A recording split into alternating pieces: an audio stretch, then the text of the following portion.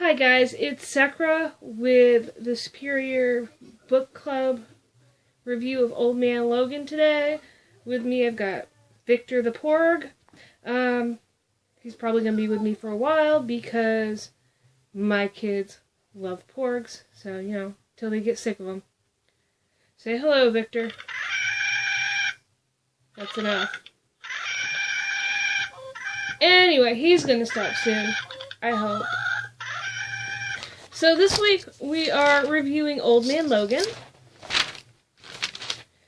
And Old Man Logan it was a graphic novel collecting issues 66 through 72 of Wolverine solo series and the Wolverine Old Man Logan giant size. This series takes place in a dystopic future 50 years from now, where the heroes have disappeared and the bad guys rule. So it starts out, Logan has a family. He's got Scotty and Jay, those are his kids, and Maureen, his wife. And he's a farmer, and he owes rent to the Hulk gang, which are Hulk's grandkids. And he doesn't have the rent, so they beat him up. And he just lets them beat him up. Then Hawkeye shows up and he's blind, but he's got a job and he needs Logan to navigate because he can't read the navigating tool. Hawkeye's driving blind. He just can't see potholes and stuff like that, so he needs Logan with him. So basically, 90% of the series is a Logan and Hawkeye road trip. And they have a lot of things happen. In the issue 67, they encounter the Ghost Riders in a sunken San Francisco. The Moloids had sunken San Francisco. And that's when Hawkeye finds out that Logan is a pacifist and he's not going to fight at all. And then we have a flashback to 50 years ago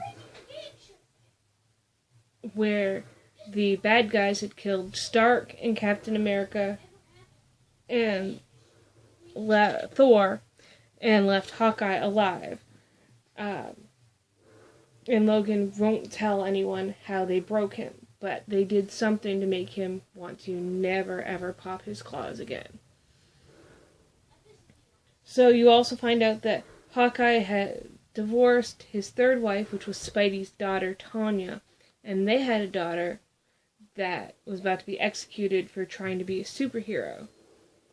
So, in issue 68, they go to rescue Hawkeye's daughter, only to have her turn on them so she can control the territory. Turns out she wasn't quite so good. In issue 69, the Moloids open the ground, and they fall inside. And it turns out the Moloids have been eating people. Okay. And issue 70, we find out what happened to Logan 70 years ago. Oh, of course, they used their Spidey vehicle that they've been driving around in, and they just drive up out of the hole and continue on. So, turns out that 50 years earlier, there was distress call everywhere, and when they tried to get a hold of someone, no one responded. Well, it turns out that Mysterio had tricked Logan into thinking his friends were the villains, and he goes and he kills them thinking that he was killing the bad guys, but it turns out he killed all his friends, and that's how they broke him. So then issue 71 happens, and it starts off with a T-Rex sporting a Venom symbiote chasing Logan. So Emma Frost sends Black Bolt out to rescue them, and it turns out that she married Doom to save the last 20 mutants. Only 20 mutants are left on the whole planet. None had been born in years.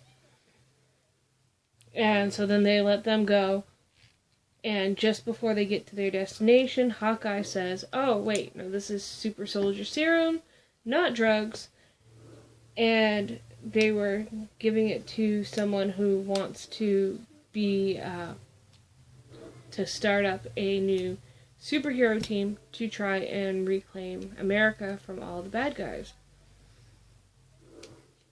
But it turns out it was a sting. It was a shield, which is controlled by the president.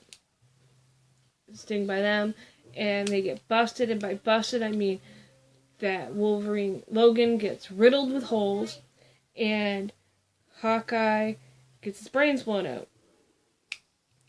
Then you go to issue 72, where we find out the Red Skull is the president, and he wears Captain America's mask on top of his face, which is still very disturbing, especially the lack of nose. I think that is the most disturbing thing about Captain America.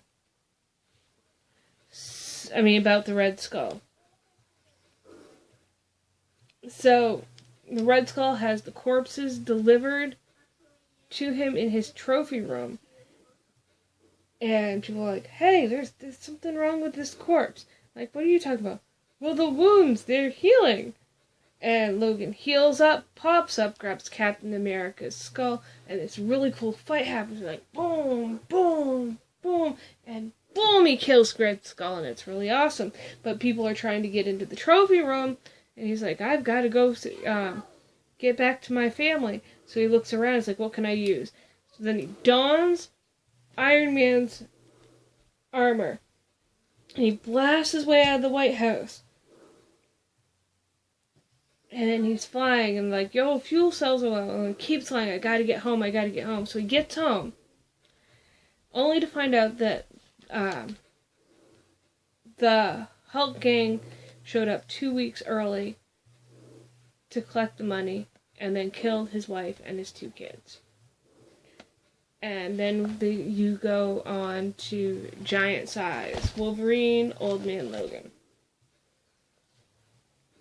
And in Giant Size, Wolverine, Old Man Logan, it's not a lot of dialogue. Wolverine just kills the crap out of everyone. So kills them.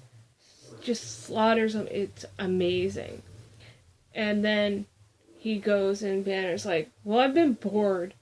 So I thought, hey, we used to fight a lot. I'm just going to make you angry. I was always going to kill your family just so I could bring you back. So then Wolverine and Banner, they fight, and then Wolverine pisses Banner off, and he hulks out, and then they fight some more, and finally Wolverine gets eaten by Banner. And his kid comes out, and he's like, but, you've never eaten an enemy that has healing factor before. It's like, oh crap. And then Wolverine busts out of the body, and it's glorious.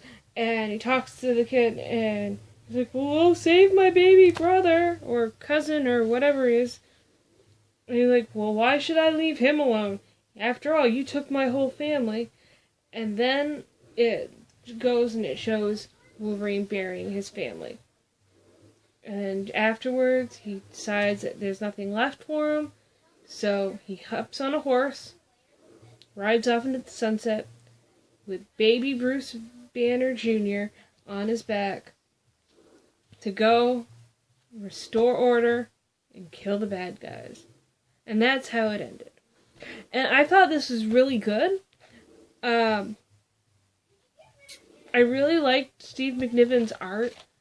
Normally, I prefer more words than pictures in my books. So, to have pages that didn't have very much dialogue at all, normally I'm like, yeah. And this time I'm like, oh, that's right. Oh, that's amazing.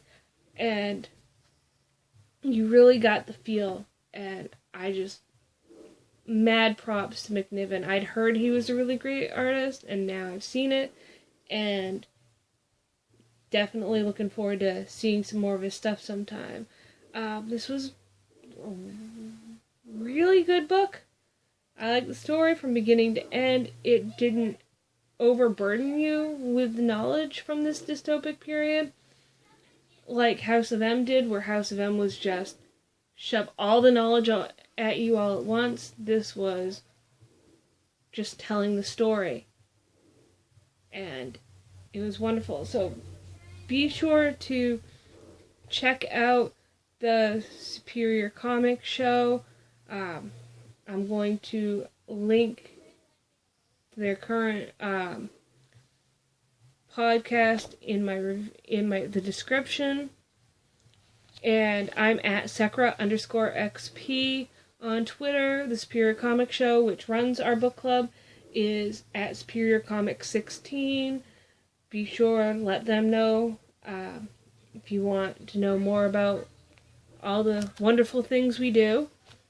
I will talk to you tomorrow for the SCS Challenge Day 19. Today, at some point, I will broadcast my SCS Challenge Day 18. Until then, talk to you later.